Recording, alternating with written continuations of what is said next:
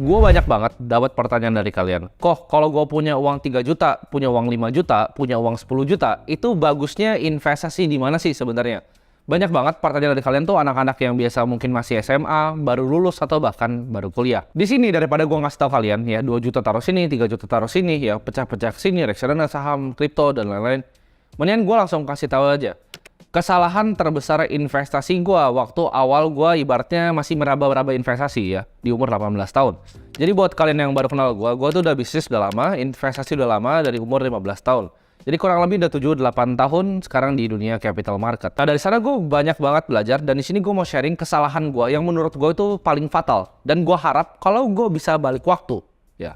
Andai gue udah tahu hal-hal ini di usia 18 tahun. Jadi buat kalian yang baru lulus SMA, baru masuk kuliah, ini menurut gue video yang kalian harus tonton. Menurut gue lebih gampang untuk kalian belajar kalau gue ngasih tahu kesalahan gue. Supaya kalian bisa belajar dari kesalahan gue, kalian skip stepnya buat gak usah ngelakuin kesalahan yang sama. Kesalahan paling fatal yang gue rasa gue lakuin waktu umur 18 adalah jadi orang yang super duper pelit. Ya, maksudnya apa? Gue waktu itu nggak ngerti apa-apa tentang uang. Gue nggak tahu uang itu benar-benar di-print dari angin. Gue nggak ngerti siapa yang ngontrol uang itu kayak gimana sih cara kerjanya.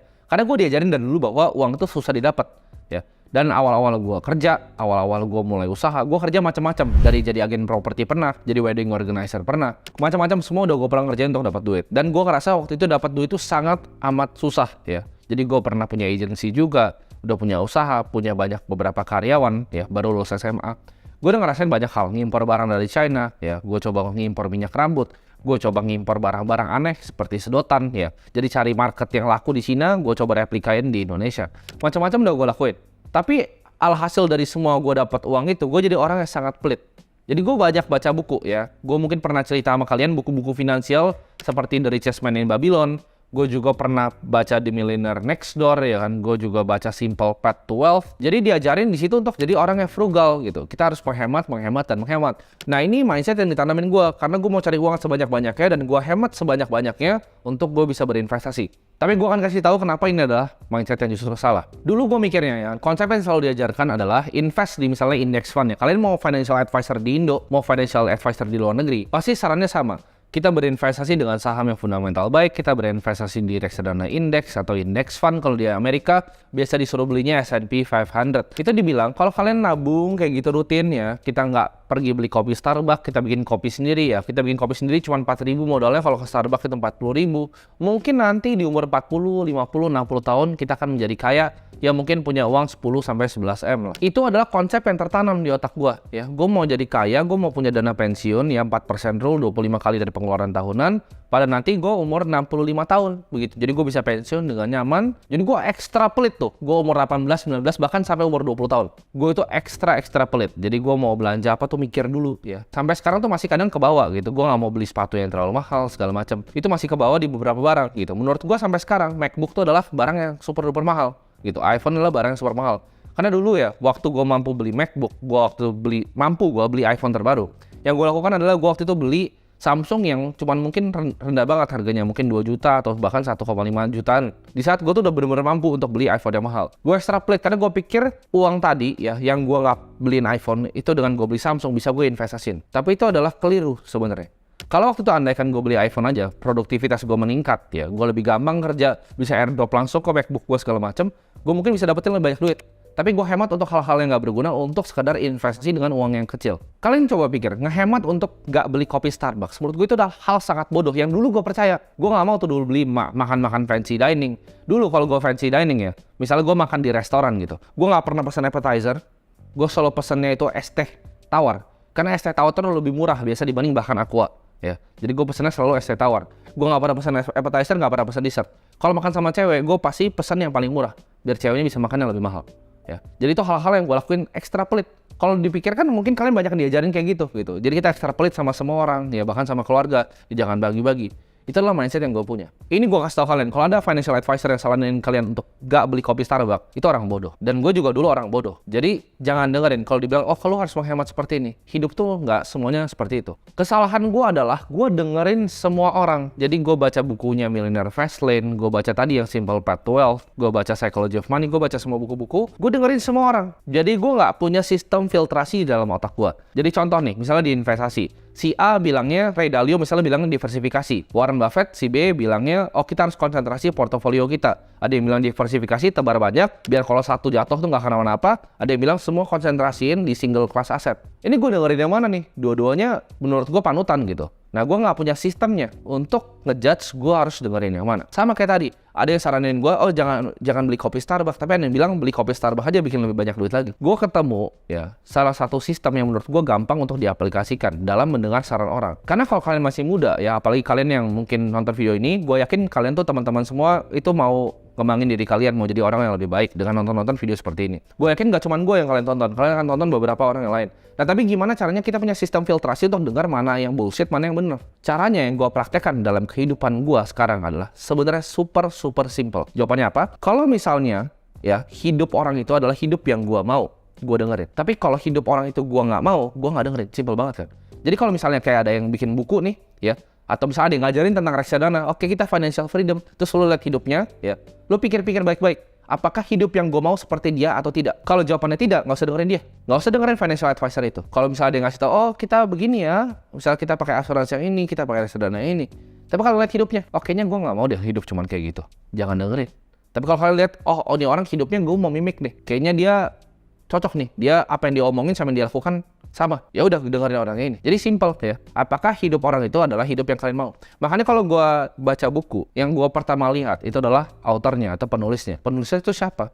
Jangan buku ngajarin cara jadi kaya tapi orang yang nggak kaya. Bukunya ngajarin sukses tapi dia sehari-hari naik Nissanjuk gitu. Gue nggak mau dengerin karena gue nggak mau hidup seperti dia. Ya ini balik lagi ke masing-masing ya. Jangan samain yang apa yang gue mau sama apa yang kalian mau. Kalau misalnya hidupnya itu santai-santai gitu, ya mungkin bisa pensiun umur 60, mungkin begitu umur 45 gitu bisa beli BMW, naik juga udah agak susah gitu kan, mau ngebut nggak bisa. Itu hidup yang kalian mau ya go ahead, tapi itu bukan hidup yang gue mau. Setelah gue decide gue mau belajar dari orang-orang yang gue mau contek hidupnya, hidup gue berubah.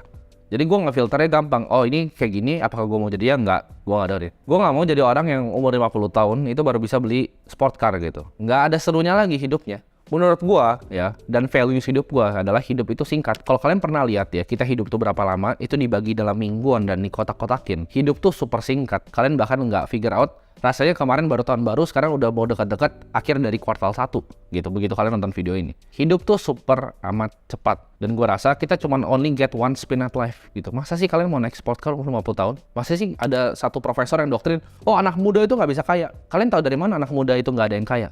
Apakah kalian yakin anak muda gak ada yang kaya? Kalian cobalah ke Bali, cobalah kalian ke Dubai. Kalian buka pikiran kalian, mindset kalian, it's possible gitu. Ada anak muda yang bikin uang dari kripto itu lebih banyak dibanding yang kalian bisa mimpikan. Bahkan dengan umurnya lebih muda dari gua. Mereka di Bali santai-santai trading dari Bali. Ada juga orang-orang kaya di Dubai yang kayak gitu. Dengan kekayaan yang kalian bahkan nggak bisa bayangin. Jadi kalian tinggal pilih, kalian mau menjadi hidup yang investasi yang berhemat itu ya, dengan misalnya punya gaji 10 juta, coba sisihin cuma 4 juta, 5 juta ya, investasi di reksadana 7-8%, oke lah ya, kita benchmark return 7-8%, ya mungkin by umur 50 tahun kalian bisa pensiun cukup enak. Tapi apakah itu hidup yang kalian mau? 50 pensiun terus ngapain?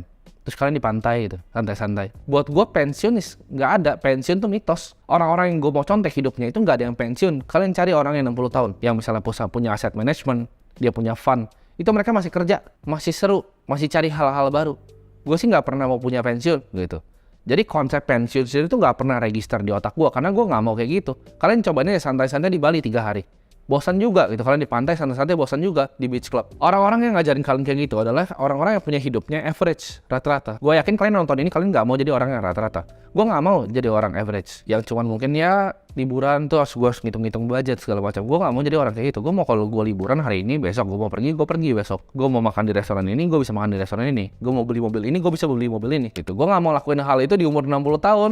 Udah susah jalannya nanti. Kalian coba gini, kalian pernah dengar saying kan? Lakuin apa yang mereka lakukan, bukan apa yang mereka omongin. Contoh, Warren Buffett bilang dia invest di indeks S&P 500 ya kan. Cuman apa yang dilakukan sama dia? Stock picking kan sebenarnya. Dia pilih saham. 41% dari portfolionya sekarang udah turun 39% tuh Apple. Dia tetap pilih individual stocks. Dia nggak beli the whole index. Kalian cari satu orang kaya ya yang lahir dari beli indeks. Jawabannya nggak ada. Mereka antara punya single concentrated asset ya di satu aset kelas, antara mereka punya perusahaan yang perusahaannya TBK, sahamnya diperdagangkan secara publik, jadi net worth-nya kehitung, Nggak ada orang kaya yang kaya dari nabung reksadana indeks. Ada orang kaya dari nabung saham perbankan, nggak ada. Di sini yang gue belajar paling penting adalah investasi di skill yang bisa ngasilin kita uang buat bisa investasi lebih besar. Jadi jangan pas masih income-nya kecil nih, kita hajar semua berhemat kayak mampus, investasi itu nggak bakal bisa kaya. Yang kita bisa bikin kita kaya adalah tingkatin skillnya naik. Gue waktu itu pas punya income 10-20 juta, ya gue coba berhemat kayak orang gila. Gue berhemat mati-matian. Oh nggak boleh beli ini, nggak boleh beli itu, nggak boleh beli ini. Alhasil gue cuma bisa invest 10 juta. Biaya hidup gue 10 juta untuk kasih orang tua segala macam. Sisa 10 juta. Dari 10 juta lu mau jadi kaya gimana? Lu mau invest nih 7%. Ya mungkin bener bisa kaya 50 tahun, tapi mau kaya gimana? Begitu gue udah tahu ya, investasi terbaik itu adalah leher ke atas. Yang gue lakukan apa? Gue switching. Gue nggak investasi di aset kelas. Waktu gue cuma punya income 20 juta. Yang gue lakukan apa? 10 juta tadi yang gue tadi taruh di saham blue chip, ya, gue tarik semua dari sekuritas gue bayarin orang makan. Itu yang gue lakuin.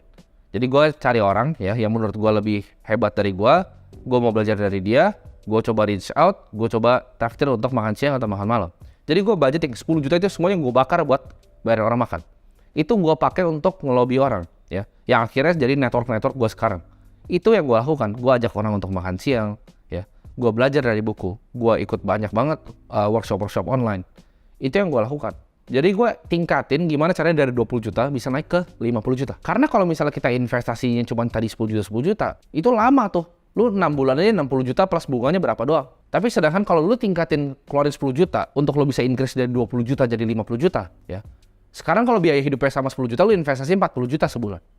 Itu jauh lebih cepat untuk grow portofolio lu dibanding lu cari ya investasi terus nggak jadi kemana-mana. Ini gue kasih contoh, kayak gue akan contohin pakai beberapa skill ya, jadi biar kalian ada gambaran. Contohnya kalian misalnya seorang programmer bisa ngeprogram website ya, kalian bisa basic JavaScript ya, kalian bisa misalnya HTML lah. Yang kalian bisa lakukan apa? Coba kalian cari. Sekarang in demand tuh paling banyak apa? Blockchain developer. Kenapa? Karena nggak banyak yang bisa programming di Web3 ya, di blockchain. Nggak banyak yang bisa program di Solidity, di Ethereum. Itu skillnya langka ya. Nggak banyak yang bisa coding di dalam Cardano. Kalau kalian bisa punya skill itu akan dibayar sangat amat mahal ya. Kalian coba cari sekarang gaji blockchain developer, kalian bandingin sama gaji IT developer biasa. Itu bisa 3 kali, 4 kali, 5 kali lipat gajinya. Jauh banget. Jadi daripada kalian misalnya seorang IT developer gaji misalnya 20 sampai 30 juta, daripada kalian cuma pakai uangnya untuk invest di reksadana obligasi 7%, yang kalian lakukan ada kalian ambil semua ya, kalian cari course ya, misalnya Harvard online course atau apapun, tingkatin skill kalian ya. Begitu skillnya udah dapet ya, udah dapet ilmunya, kalian jual ilmu kalian, itu gaji kalian 100 juta, sekarang nabungnya bisa 80 juta sebulan untuk investasi. Dan apa yang gue lakukan kalau gue kayak gitu, kalau gue punya ilmu yang sekarang 80 juta tadi gue bakar lagi untuk belajar lagi. Sampai income gue tuh gede banget, kalau bisa 1M sebulan income gue. Ya, gimana pun caranya tingkatin skillnya. Karena semua itu cuman kalian kurang skill. Kalian nggak bisa dapetin 100 juta sebulan, itu bukannya susah dapatnya, tapi kalian nggak punya skillnya. Nanti gue akan jelaskan skill stack-nya di belakang. Kalau ditanya sama orang, apakah anak muda bisa kaya? Jawabannya bisa. Cuman kalian tahu caranya atau enggak. Ya, jadi kalau misalnya ada profesor yang ngomong, anak muda nggak bisa kaya, kalian bisa kayanya umur 30, 40, itu terserah dia aja ya. Dia tua, dia kaya, terserah. Kalau gue, ini mungkin sedikit kontroversial ya, dan mungkin banyak yang nggak senang sama gue ngomong kayak gini. Tapi menurut gue, 1 miliar yang gue punya waktu itu di umur gue 20 tahun, 3 tahun lalu, itu lebih banyak dibanding kalian punya 15M tapi umur 40. Bingung kalian? Kenapa? Karena 1M kalian umur 20 itu beda. Kalian bisa jalan-jalan sama teman-teman. Kalian bisa have fun-nya beda dengan orang yang umur 40 tahun, udah punya anak, udah punya keluarga. Percayalah, kalian akan merasa lebih kaya punya 1M di usia yang muda. Dan hal itu bisa dan udah gue capai. Di usia muda, gue misalnya mau jalan-jalan kemanapun, gue bisa gitu. Gue mau ke Bali, mau santai-santai. Kalau Bali macet bisa naik helikopter, ya kan? Karena itu masih muda, masih enak gitu. Kalian mau enjoy kayak gitu pas tua, ya. Jawabannya gimana? Dengan invest di skill dan stacking skill kalian.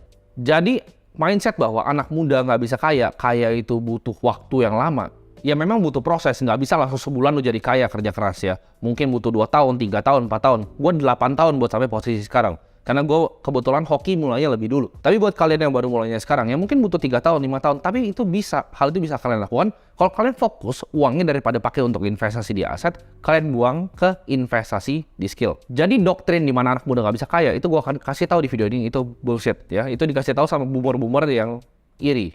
Ya, jawabannya bisa. Karena gue udah lihat dengan mata kepala gue sendiri. Anak-anak umur 20, 21 tahun yang punya uang itu, wah itu ratusan miliar. Ya, gue udah lihat orang-orang itu di Bali, santai-santai ya, anak-anak kripto ya. Tapi itu dari berbagai negara ya, dari Dubai, ada dari Singapura, ada dari Rusia juga. Ada juga yang bahkan dari Indonesia loh. Jangan salah, ada juga dari Indonesia. Dia udah beli Bitcoin dari lama, dari tahun 2014, 2015. Dan sekarang santai-santai di Bali. Ketemu dengan orang-orang super kaya, menurut gue itu akan rubah mindset kalian bahwa oh ini tuh bisa. Kita sama-sama makan nasi, ya. Kita sama-sama tidur, sama-sama bangun, sama-sama manusia. Kalau gue bisa, gue yakin kalian juga bisa. Coba di switching mindsetnya. Daripada kita berhemat nih, nggak mau misalnya keluarin 50.000 untuk kopi di Starbucks. 50.000 kopi di Starbucks itu nggak akan jadi apa-apa anyway. Daripada keluarin 50.000, coba kalian double malah. Keluarnya buat kopi 100.000, ya. Tapi yang kalian lakuin, kalian jangan ke Starbucks. Kalian coba, ya. Kalian coba datang ke hotel-hotel bintang 5 di Jakarta. Kalian coba datang ke lobby-lobby hotelnya, kalian ngopi di sana 80.000 mungkin 100.000. Tapi dengan ngopi di sana, kalian coba kerja di sana sambil ngopi. Karena kalian lihat orang-orang kaya, ya, surrounding kalian. Ini yang gue suka lakuin zaman dulu. Waktu gue nggak punya uang, gue suka aja datang ke lobby-lobby hotel. Atau kalian cari lounge-lounge yang mahal, pesan kopi aja 80.000. Ya, cuma naik 30.000 dari Starbucks. Tapi yang kalian dapetin adalah experience untuk melihat gimana caranya orang kaya itu bekerja. Gimana caranya mereka berinteraksi, ya. Kalian ambil itu energinya, ya. Itu yang kalian harus lakukan. Jadi punya otak dia kalian bahwa oh it's possible. Kalian coba datang ke hotel bintang 5 di SCBD. Kalian lihat parkirannya isinya apa. Kalian lihat valenya isi Ferrari dan Lamborghini, ya. Itu akan mikir oh it's possible untuk bikin uang kayak gitu. Karena ini gue cerita waktu gue masih kecil ya. Gue lihat orang naik Porsche ya kan. Waktu itu gue masih naik Kijang yang tua banget. Gue lihat orang naik Porsche dan gue pikir-pikir gaji UMR tuh berapa sih? Oh gaji UMR tuh waktu itu mungkin 2,5 juta atau 2 juta. Sedangkan mobil tuh harganya berapa miliar, gue nggak tahu. Gue mikir-mikir, kalau orang yang gaji UMR, ya, itu nabung setiap bulan tanpa pengeluaran. Jadi dapat 2 juta, nggak pernah ada pengeluaran, nggak pernah makan, nggak pernah minum, nggak pernah beli baju, nggak pernah ngapa-ngapain ya, nggak pernah bayar istrinya, nggak pernah bayar cicilan. Itu dia sampai mati. Itu cuma bisa beli ban mobilnya. Masuk akal nggak? Nggak masuk akal. Berarti cara dia main gamenya berbeda dengan orang yang gaji UMR. Nah, game yang berbeda ini apa? Ya skillnya berbeda. Skill gapnya jauh. Value yang di-create sama orang yang punya mobil ini jauh dibanding orang yang kerja dengan UMR. Mau ngomong kasarnya begitu, ya memang dunia ini tidak adil. Di situ pas gua ngeliat itu mobil itu, gue pikir something wrong with the system. Kita lihat inflasi universitas itu 15% tahun ke tahun. Jadi kalau kalian nggak bisa bikin uang banyak sekarang, nanti bahkan anak kalian nggak akan bisa sekolah. Sekarang aja udah ketahuan, millennials itu udah nggak bisa beli rumah. Ya apalagi kita mau bilang yang generasi baru, anak-anak TikTok, itu mau beli rumah gimana caranya? Ya mahal banget rumah. Gaji UMR cuma berapa, UMR nggak pernah naik, wage nggak pernah naik, sedangkan inflasi pendidikan 15%. Kalian lihat sekarang mau masuk biaya sekolah aja udah panik kalian, udah takut, ya kan? Tuh ngaku video gue di belakang. Kenapa? Karena memang itu terjadi. Itu terjadi secara real, 15%. Universitas, lu mau BINUS, UPH, Prasmul, lu mau semuanya. 15% tahun ke tahun. Gue udah pernah hitung soalnya. Jadi cost of capital of living itu tinggi banget. Kalian harus bikin uang sekarang, harus jadi kaya sekarang, nggak bisa nanti. Ya karena 4% rule udah bullshit ya. Itu udah nggak berguna. Inflasi nggak segitu lagi. Inflasi nggak 2-3%. Ya kemarin dia turun cuma berapa? Itu semua udah buyar. Kita bermain ya di game yang menurut gue itu sebetulnya nggak fair. Makanya orang-orang yang punya kepentingan nggak mau orang-orang kayak kalian nonton video-video kayak gini. Yang gue ngomongin pasti mereka nggak seneng. Mereka kan doktrin, oh anak muda nggak bisa kaya ya, kita nabung aja sini, nabung. Kita nabung di surat utang negara, santai-santai ya kan, kaya nanti. Itu yang mereka mau ya, mereka mau bikin generasinya jadi budak gitu. Karena itu orang-orang yang punya kepentingan. Jadi kaya itu sesimpel kalian create value ya, kalian cari problem di suatu market ya, kalian cari solusi untuk memecahkannya lebih baik dibanding orang lain. Itu adalah jiwa seorang entrepreneur. Itu yang dilakukan pengusaha. Tujuannya adalah, namanya pengusaha kan, kita berusaha. Gitu. Kita berusaha untuk apa? Untuk memecahkan sebuah solusi di masyarakat. Makin besar masalah yang kita selesaikan, makin besar uang yang kita akan dapatkan. Ini gue akan jelasin ya, gimana caranya kalian tingkatin skill ini. Karena tadi gue ketawa tuh liat editor gue di belakang, jadi gue akan jelasin juga sekalian biar dia dapat gambaran gitu. Gimana caranya ningkatin uang. Pertama, lu misalnya videographer, ya level paling rendah, lu cuma pegang video. Lu pasti akan cuma digaji. Ya. Lu mau naikinnya gimana? Oke, gue mau jadi editor. Jadi bisa nyambi tuh videographer sama editor. Begitu tuh jadi satu, gajinya pasti naik ya. Yang bisa video, yang bisa pegang kamera sama bisa ngedit, ya itu gajinya pasti lebih tinggi dibanding yang cuma pegang kamera. Itu udah pasti. Nah, dia bisa pegang video, ya bisa pegang kamera, bisa ngedit juga. Plus dia ngerti social media. Oh, thumbnailnya bagusan gini, oh title-nya bagus gini. Itu pasti naik lagi tuh gajinya. Karena level udah di atas, udah mulai mikir tuh. Oh, social media game tuh gimana? Bikin video yang laku tuh seperti apa? Akhirnya dia jadi apa? Jadi content strategis.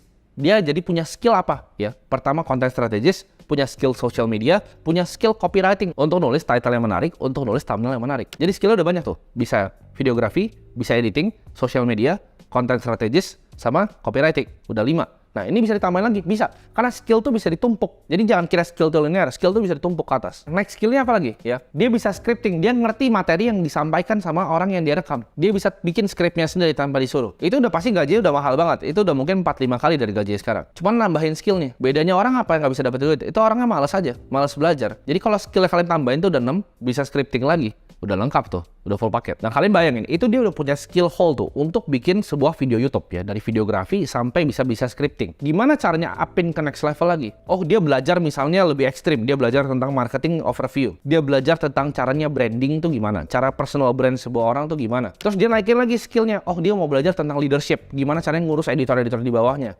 gimana caranya ngurus sebuah tim, bikin tim ini jadi bagus, tim marketing, tim konten, tim strategis.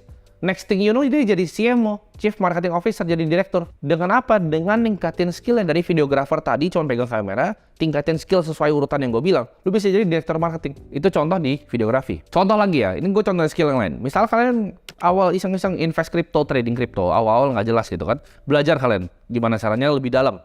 Kalian belajar gimana caranya research token, cara koin, tokenomics itu kerjanya gimana. Kalian bisa jadi advisor di sebuah project.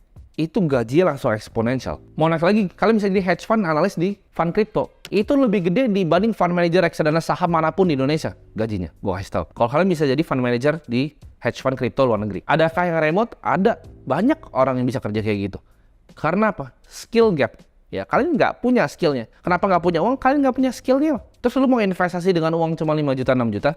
Mau kapan jadi kayanya? Kalian tingkatin dulu skillnya tadi. Kalau jadi direktur marketing gaji 100 juta. 80 juta, 90 juta. Investnya bisa banyak kan?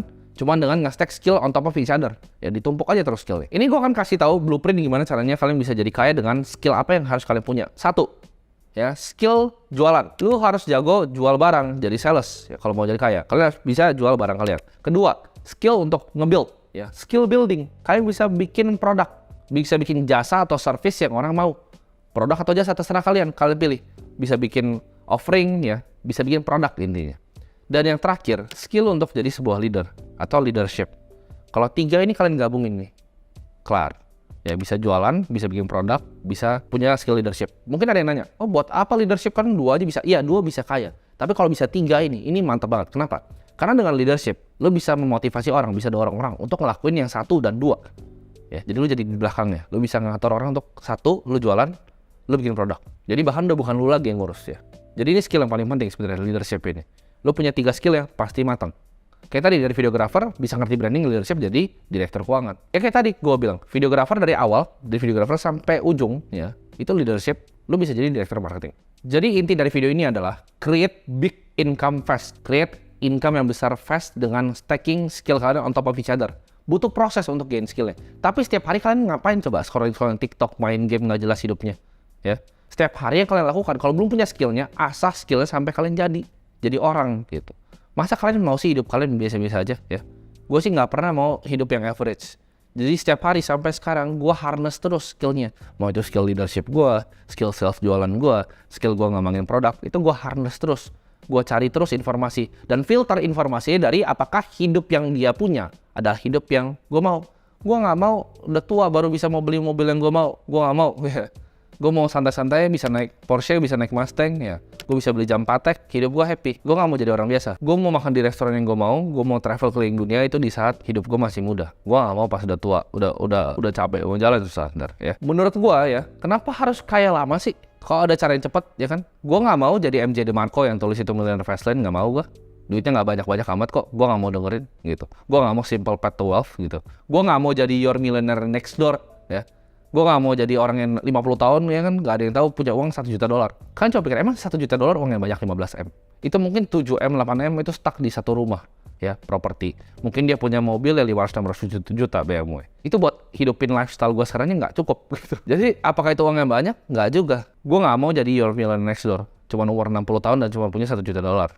Ya, aim gue lebih kenapa? Karena gue mau ujungnya kumpulin uang sebanyak-banyaknya untuk berbagi. Ya, jadi doain semua. Target gue mungkin dalam 1 atau 2 tahun ke depan, gue mau bangun sekolah, ya, sekolah beneran. Daerah gue belum tentuin, ya. Mungkin ada beberapa kelas untuk di daerah-daerah yang kurang beruntung. Jadi tujuannya gue pengen bikin duit adalah dengan pengen gue bagiin semua. Gue pengen bagiin semuanya di saat gue mati. Gue yakin anak-anak gue nggak akan dapat satu peser pun harta gue. Jadi semuanya bakal gue bagiin untuk beberapa causes yang gue pengen. Satu-satunya misi gue adalah edukasi. Kenapa edukasi? Karena menurut gue edukasi adalah scam, ya. Universitas mahal banget, per semester berapa puluh juta segala macam, belajar apa? Nggak ada ya, nggak belajar apa-apa. Jadi gue mau bikin universitas gue sendiri ya. Jadi gue mau kan mulai dari pelan-pelan ya, gue coba dari sekolah dasar. Tapi gue mau karena gue yang bikin nanti sekolahnya, gue akan ngomong bahwa itu kurikulum gue.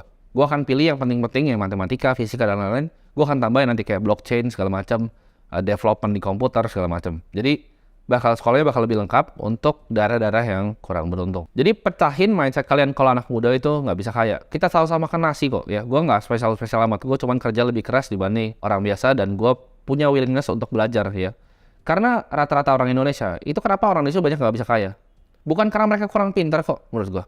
Orang Indonesia itu pintar-pintar, bukan karena kurang pintar. Tapi karena apa? Karena males sama arogan, ngerasa pintar loh, ngerasa udah tahu semuanya. Dikasih tahu ini ntar bakal ada yang komen so pintar kayak gini. Kalau ada orang yang lebih kaya dari lu ngasih tahu lu sesuatu, itu diam dan dengerin aja. Itu yang gue pelajarin. Jadi kalau gue punya mentor nih, dia triliuner, dia ngomong A, B, C, gue dengerin A, B, C. Gue nggak pusing-pusing. Oh, kayaknya begini. Enggak, lu lebih bego dari dia, percayalah. Kalau orang punya duit lebih banyak dari lu, ya biasa dia lebih pintar dalam misalnya bisnis gitu. Dengerin dia soal bisnis. Sama, dia jago main piano, lu dengerin dia kalau misalnya ngajarin main piano, ya. Intinya, break mindset kalian bahwa itu bisa. Ya. Nggak perlu kaya pas tua. Bye-bye semuanya.